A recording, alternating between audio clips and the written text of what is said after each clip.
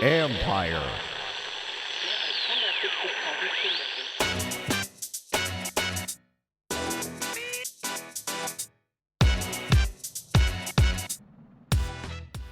The playoff field is set, and now it's on to Black Monday. What's up, everybody? It's another episode of the Football Jones podcast. I am Mike Jones. Thanks for coming back for another episode. You can read me at usatoday.com.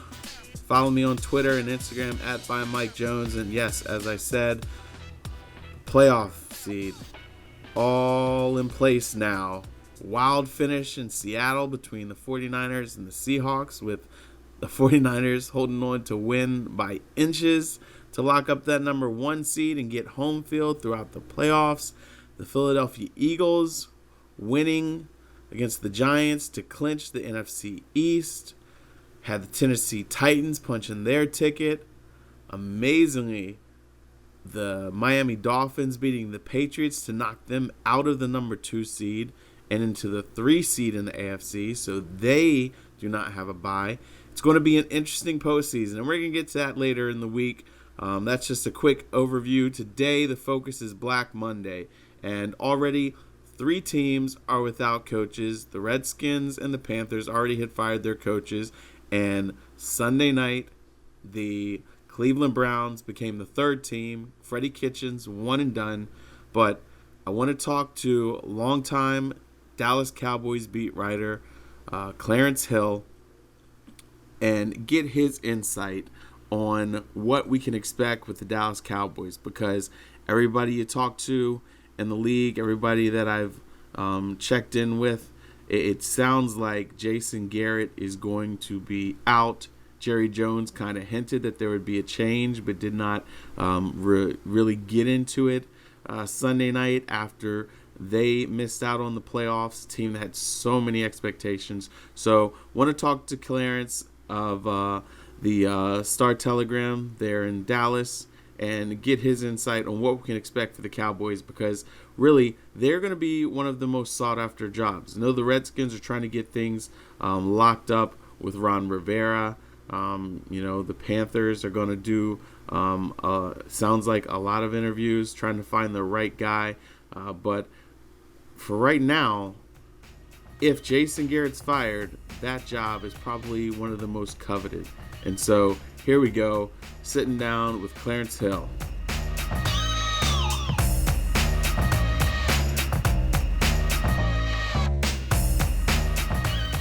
All right, and now I'm happy to be joined here with my buddy Clarence Hill, senior Cowboys columnist for the Fort Worth Star Telegram. Chill, how you doing, man? I am good, man. The end of a long season. Yeah, it's ending sooner than what it's supposed to be ending, at least according to Jerry Jones' expectations and everything like that. Are you surprised, or what did you expect coming into the season for the Cowboys? I guess when sometimes when you're around the team and you kind of believe their hype to a certain extent, right? And certainly based on what they did last year, and based on the things they did in off season, you expected them at least to get to the playoffs. Right. Now whether they were going to realize Super Bowl dreams and do something they haven't done since 1995 is another story, because they haven't done it. But you expected this to be a playoff team. Nowhere did I think that this was an 8-8 team. And you look at the numbers and the numbers are so disparate. I mean, if you look at their offensive numbers, and you got a 4,900-yard passer, a 1,200-yard rusher, 2,000-yard receivers, but they're 8-8. Right. So what went wrong? Was it indeed just coaching holding them back? I mean, I think it was a little bit of everything. Certainly it was coaching. Certainly it was players not rising up to the occasion in key moments in big games. There's a lot of blame to be shared by all. Front office decision making. It's funny that they changed kickers and the new kicker goes 8 for 8, I guess, and they stuck with their previous kicker too long. I mean, I think they probably lost chances in games because they stuck with their kicker too long. That would have played a huge role, a huge difference in several of those outcomes. So there was a lot of decision making, from the top, from the coaching staff, and players not living up to expectations. You, for whatever reason, the injuries or whatever else, you look at, you know, DeMarcus Lawrence, who signed a huge contract in offseason, he finished with 5 sacks. Right. You certainly expected more. The Cowboys expected more. They got 11 and a half sacks from Robert Quinn. But DeMarcus Lawrence, a two-time Pro Bowler, who's, one of the top 3 paid defensive ends in the league, they got 5 sacks.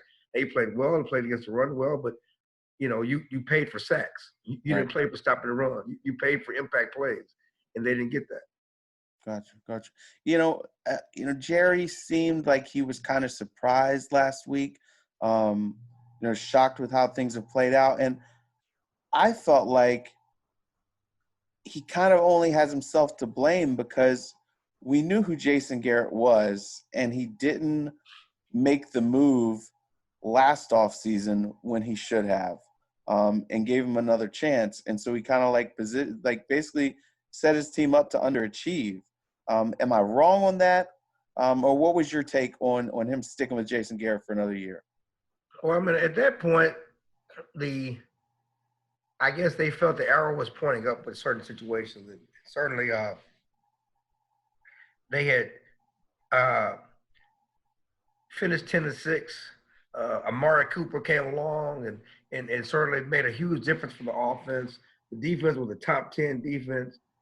They all felt they could take the next step. They all felt the arrow was pointing up, and he was shocked and dismayed because, yeah, it's one thing for not to win the Super Bowl, it's one thing not to get the Super Bowl. He didn't see not making the playoffs 8-8 coming, and they severely underachieved, especially in a year when the division was awful. The Eagles were awful. The Eagles have so many injuries. They're playing with practice squad players, and if the Cowboys would have just won one other game,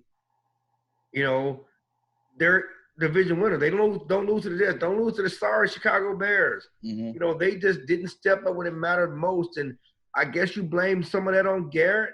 But this team really never quit on Garrett. They never got blown out. Today, they never laid it down on Garrett. I always say it's also about the players. I mean, you got to have the right players. Something about the players have that intestinal fortitude to make things happen and step up and make it happen when it's not there. And I don't see these Cowboy players this year. They didn't win one game when they trailed. Okay. They were 0-8 in games they trailed at halftime. There were no fourth quarter comebacks, no comebacks at all. When they're down, they stayed down. And I guess that's on the coach, but also on the players and not stepping up. And the disappointing thing for Jerry Jones is that even though Garrett came into the season in the final year of his contract with a mandate to take the next step, he did not just sit him out there without a net. I mean, he sent him out there. He paid DeMarcus Lawrence. He paid Zeke Elliott. He played Lyle Collins. He played Jalen Smith. He traded for Robert Quinn. He went and made a midseason trade for Michael Bennett. He tried to give him weapons. He tried to weaponize him to have the best year for the Cowboys, since the 90s. Okay. And they failed miserably. So what has to happen now? What would you do if you're Jerry Jones?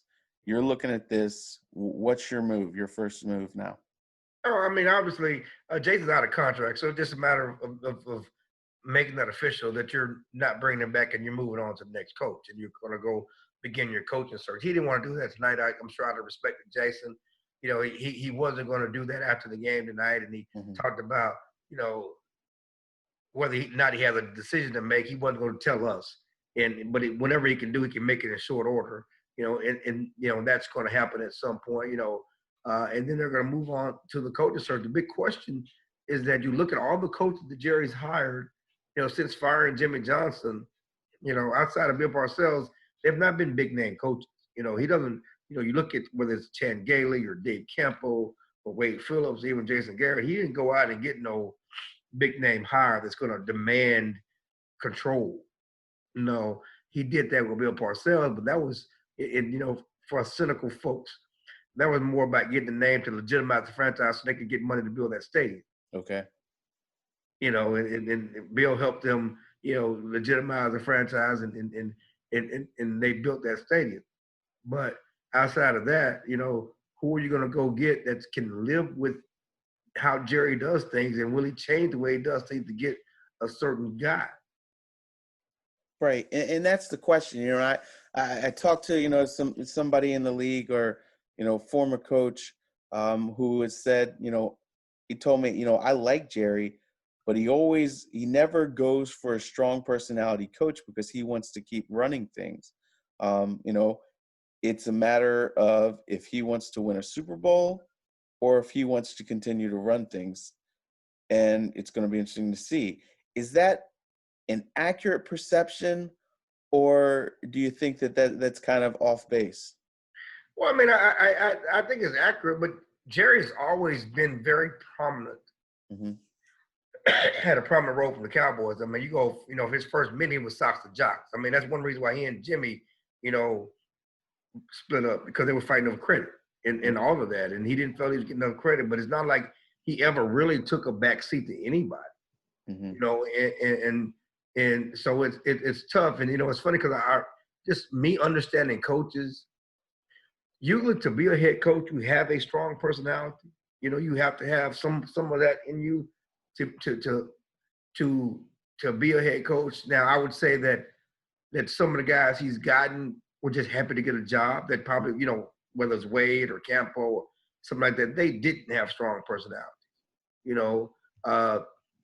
The same way to a certain extent with Jason, but some of these guys out there who are already coaches, they all, whether it's Urban Meyer or even a Matt Rule at Baylor, or some of the guys, those guys come with some personality and some strong backbone and definition of what they want and how they view the coaching job. So, it's going to be tougher and tougher to just find a meek and mild coach to run your franchise. But those are the issues out there because, I hear that Ron Rivera may be getting the job in Washington. Certainly he's going to interview on Monday, and that takes, one possible name I had of a proven coach who's gone to the Super Bowl. Is Mike McCarthy a name that should be retreaded here in Dallas? Mm-hmm. I brought up Urban Meyer. I look at Greg Roman, a guy who's a longtime assistant, who's certainly, to me, worthy of a head coaching job based on what he's done in Baltimore and what he did previously in San Francisco. Eric Bieniemy, I know, the Andy Reid coaching tree has put out a lot of guys who've been successful, and Eric Bieniemy is the next man up. But I know he has a lot of fire with him. Mm-hmm. It certainly has a lot of fire and personality. He's a tough guy that would certainly put some discipline in this franchise. It just depends on what direction he wants to go. I don't know if he's going to go with a defensive coach right now. It's because you have Dak Prescott and Zeke and Amari Cooper and those guys, and you want to go forward with somebody that's going to get them going right, because that's the best part of your team. So what do you think? Urban Meyer, he kind of dropped some hints earlier this year about how much of a dream job coaching for the Cowboys would be. Do you think that, then we saw him, stoked a little bit of the narrative when he was hanging up there with the Redskins in the box a couple of weeks ago, and people wondered if that was to create a little leverage with Jerry Jones. Do you feel like Urban is a guy that Jerry would actually go after, or is that more so just kind of chatter for people on the outside? No, I think that Urban wants the job. Mm-hmm. And people close to Urban are probably trying to lobby him to get the job. I think Urban is someone Jerry will consider for sure. Mm-hmm. Now, whether he goes fully in that direction, I don't know. I mean, Urban has a history of only being in a place in a short time. Right. And so, I mean, all those things have to resolve, with Jerry and the Cowboys. But, he's a highly successful college coach who probably, as most college coaches, want to prove their chops on the next level. And, there's really nothing else for him to prove on the college level. I think he's kind of, at this point, persona non grata on the college level because of some of the issues he's had. And if he's going to coach again, it's going to be in the pros. And, he's still young enough to do it, and he still probably has fire enough to do it, and something he wants to prove on this level.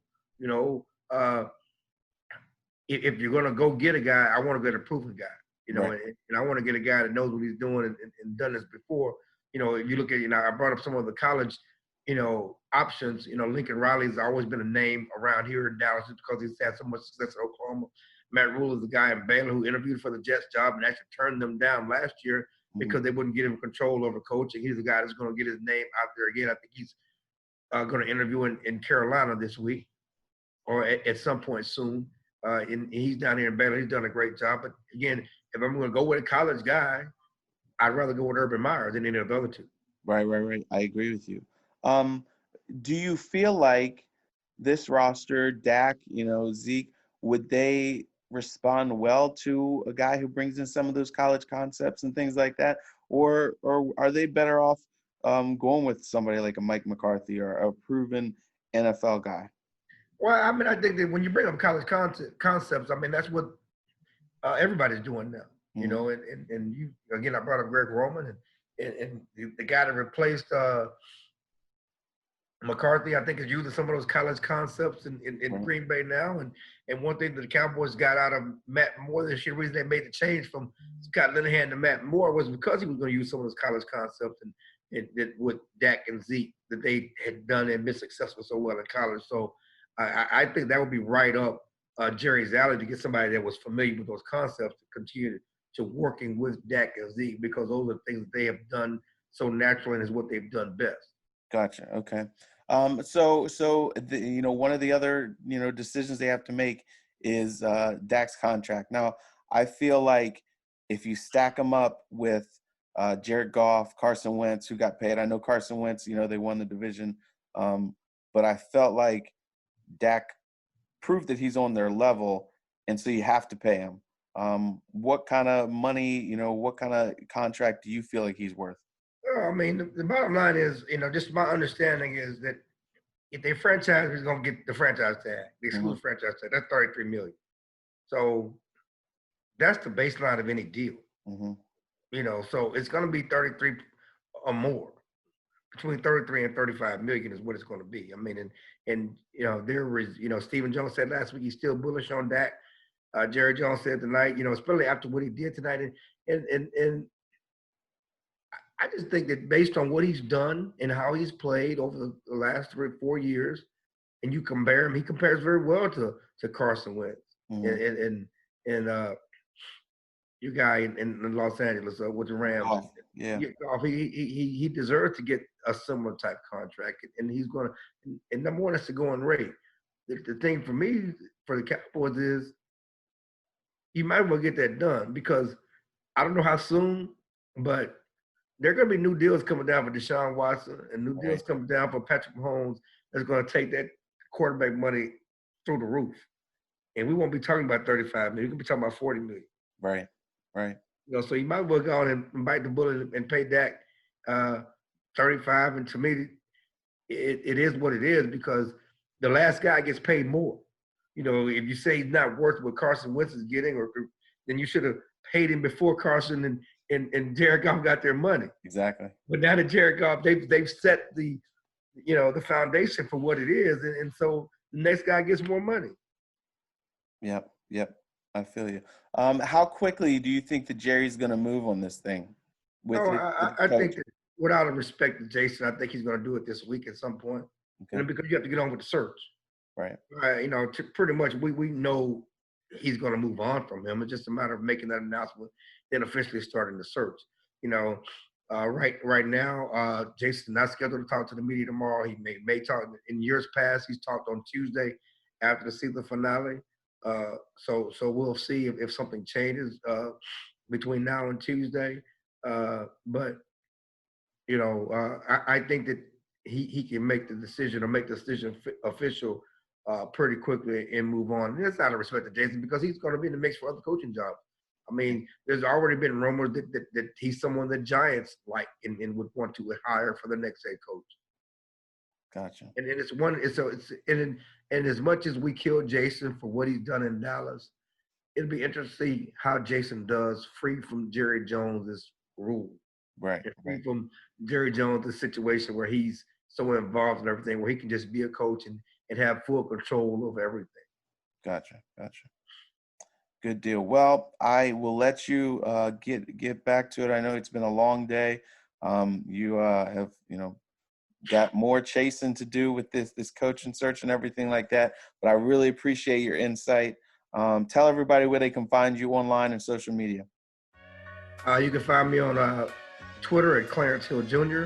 I'm on Instagram at Chill NFL, and I'm on Facebook as Clarence E. Hill Jr. So, and I'm at the Star Telegram, www.startelegram.com/Cowboys to get all my information on the Dallas Cowboys, Jerry Jones, Jason Garrett, and the upcoming coaches.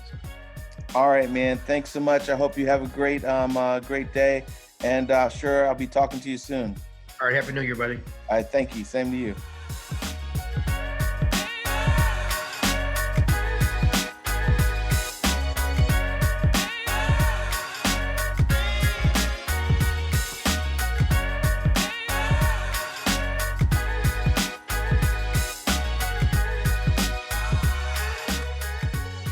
And that's our visit with Clarence Hill. Hope you guys enjoyed that. It's going to be interesting to see how things unfold for the Dallas Cowboys. We should know within the next couple hours or days. But it seems like the handwriting's on the wall. Jason Garrett out. And we'll see what happens the rest of the day. As mentioned, Freddie Kitchens is out in Cleveland. The Redskins have fired Bruce Allen. That was a move that had to take place. 10 years of futility. He always continued to sell himself, always had a scapegoat. First it was Shanahan, then it was the quarterback situation, then it was McLuhan, then it was Gruden. Empty seats. The fans had spoken, #fire Bruce Allen, and stadium filled with opposing fans finally caught Dan Snyder's attention. And, it's going to be interesting to see how this franchise rebounds if they can. Obviously, Ron Rivera is there, going to be there today, Monday, about the head coaching position. I've heard that Eric Schaefer has a chance to be elevated to the general manager position. We'll see if Rivera, wants to bring someone in himself, though. But for now, it's a change that had to happen. We'll see if they wind up landing Rivera or if they wind up having to go another direction. And again, more firings will probably take place today, the next day, and we'll see where they go from here. But hope you guys have a great week. I will talk to you later this week, and we'll preview the playoffs. And again, thanks for coming back for another episode of the Football Jones podcast. You can read me at usatoday.com, follow me on Twitter and Instagram @ByMikeJones, and email me at mjones@usatoday.com.